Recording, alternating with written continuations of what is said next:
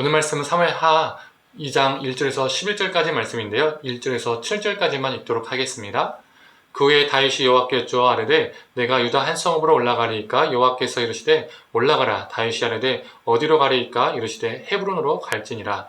다윗이 그의 두 아내 이스라엘 여인 아히노함과 갈멜 사람 나발의 아내였던 아비가일을 데리고 그리로 올라갈 때에 또 자기와 함께한 추종자들과 그들의 가족들을 다윗이 다 데리고 올라가서 헤브론 각 성읍에 살게 하니라. 유다 사람들이 와서 거기서 다윗에게 기름을 부어 유다 족속의 왕으로 삼았더라. 어떤 사람이 다윗에게 말하여 이르되 사울을 장사한 사람은 길랏 야베스 사람들이니이다 하매 다윗이 길랏 야베스 사람들에게 전령들을 보내 그들에게 이르되 너희가 너희 주 사울에게 이처럼 은혜를 베풀어 그를 장사하였으니 여호와께 복을 받을지어다. 너희가 이 일을 하였으니 이제 여호와께서 은혜와 진리로 너희에게 베푸시기를 원하고 나도 이 선한 일을 너희에게 갚으리니 이제 너희는 손을 강하게 하고 담대히 할지어다. 너희 주 사울이 죽었고 또 유다 족속이 내게 기름을 부어 그들의 왕으로 삼았음이니라 하니라. 아멘. 아침 묵상을 들으시는 모든 성도님들에게 하나님의 은혜가 있기를 간절히 소망합니다. 우리는 보통 이스라엘이 두 왕조, 두 왕권으로 나뉜 때가 르호보암 이후로 북이스라엘과 남유다가 나뉘었다라고 생각을 합니다. 그런데 이미 이전에 이스라엘은요, 두 왕조로 나뉜 적이 있었습니다. 통일 왕조가 되기 전에 이미 두 왕권이 있었다는 것이죠. 오늘 본문이 그것을 보여주고 있습니다. 사울이 죽은 후 사울의 아들들 가운데 살아남은 이스보셋이 11지파의 왕이 되었습니다. 블레셋과의 전쟁에서 패했기 때문에 블레셋의 영향이 미치지 않는 요단 동편으로 옮겨서 피해서 마하나임에서 이 이스보셋이 왕이 되었습니다. 이스보셋이 왕이 된 배경에는 군대 장관 아브네엘이 있었습니다. 그런데 이 아브네엘의 적극적인 지지를 받아서 왕권이 강화가 된 것이 아닙니다. 강력해진 것이 아닙니다. 바지 사장이라는 말처럼 이 이스보셋은 바지 왕이었습니다. 사울의 핏줄이라는 이유만으로 왕이 되었지만 타이틀만 가졌을 뿐이지 실제 권력은 군대 장관 아브넬에게 있었습니다. 즉 이스보셋이 가지고 있는 배경이 자신의 왕권을 강화시켜준 것이 아니라 더 오히려 약화시키고요, 초라하게 만들었습니다. 이스보셋이 11지파의 왕이 되었다면 나머지 한 지파, 유다 지파의 왕이 된 사람도 있었습니다. 누구죠? 우리가 잘 알고 있는 것처럼 다윗입니다.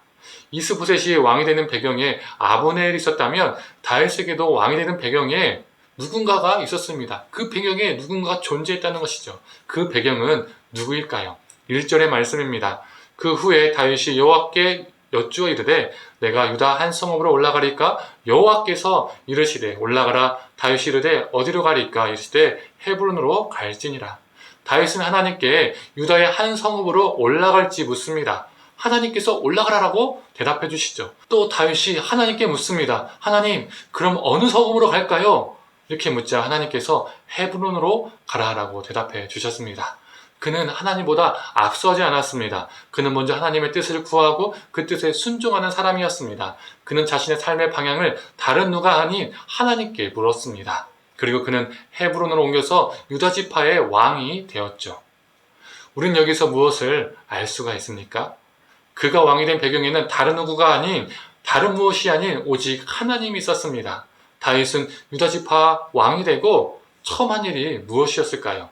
사울의 시신을 수습해서 장례를 치러준 길랏 야베스 사람들을 축복하는 것이었습니다. 처음에 길랏 야베스 사람들은요, 두려웠을 겁니다. 사울이 죽기 전까지 사울은 다윗을 미워했고 또 다윗을 죽이려 했는데 사울의 시신을 수습해서 장례를 치러줬으니 다윗에게 징벌을 받지 않을까? 이런 마음이 있었겠지요. 그러나 다윗은 징벌이 아니라 축복을 했습니다. 그리고 그 은혜를 갚겠다라고 약속까지 했습니다.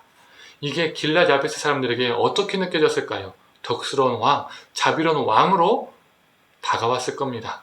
하나님을 배경으로 한 다윗 왕권은 이렇게 굳건하게 다져지고 있었습니다. 반대로 아브네일을 배경으로 한 이 이스보셋의 왕권은 그 배경 때문에 그 왕권이 약해지고 있었던 것이죠. 우리는 이스보셋의 왕이 된 배경과 다윗이 왕이 된 배경을 보면서 우리 인생에서 무엇을 배경으로 스펙으로 삼아야 하는지 깨닫게 됩니다. 사람들은 배경을, 스펙을 갖고자 합니다. 그래서 그 배경을, 그 스펙을 쌓기 위해서 부단히 노력합니다. 돈으로, 학력으로, 경력으로, 명예로, 평판으로, 돈으로 자신의 힘과 능력을 강화시키고 싶어 합니다. 그런데 그것들이 나를 갉아먹고 나를 지배하고 내가 그것들에 묶여서 살아가는 경우가 생깁니다. 돈의 노예, 성적의 노예, 성공의 노예가 되는 것이죠. 그러나 하나님을 배경으로 살아가는 존재는 다릅니다. 내가 어떤 직업을 갖든, 내가 어떤 위치를 갖든, 내가 어떤 경제적 상황이든, 내가 어떤 상황에 놓여있든 올과 묶여있는 존재가 아니라 하나님 때문에 타자에게 덕과 은혜를 끼치는 사람이 됩니다. 성도님들, 많은 그리스도인들도 믿지 않는 사람들과 배경의 기준이요 같을 때가 참 많이 있습니다. 오히려 그 배경을 갖고자 그 배경을 통해 나의 유익과 만족을 누리면서 하나님이 수단이 되는 경우가 많이 있습니다. 성도님들, 우리가 그러한 자가 아니라 우리 이 인생의 진정한 배경 되시는 하나님을 붙들고 하나님보다 앞서지 않고 하나님께 사용되어지는 존재, 그래서 다른 이들에게 유익을 끼치는 존재로 살아가기를 간절히 축원합니다. 함께 기도하겠습니다. 하나님, 이스보셋이 왕이 된 배경은 아브넬이라는 존재가 있었고 다윗이 왕이 된 배경에는 하나님이 있음을 보게 됩니다. 이 이스보셋의 배경은 그의 왕권을 약화시켰지만 이 다윗의 배경인 하나님은 이 다윗의 왕권을 강화시킴을 보게 됩니다. 하나님, 참 이 세상도 배경을, 스펙을 참 중요시 여깁니다. 이런 세상 속에서 우리가 다른 무엇이 아니라 돈과 명예와 권력을 우리의 배경 삼아 살아가는 것이 아니라 오직 여호와 하나님을 우리의 참된 배경으로 삼고 살게 하여 주시옵소서. 그래서 하나님을 의지함으로 하나님의 능력에 힘입어서 하루하루 살아가게 하시고 또 하나님의 은혜를 힘입어서 다른 사람들에게도 하나님의 은혜를 나눠줄 수 있는 존재, 예수 그리스도의 생명을 전파하는 존재, 그러한 존재로 살아가게 하여 주시옵소서. 감사드리며 사랑에 많으신 예수님의 이름으로 기도드립니다. 아멘.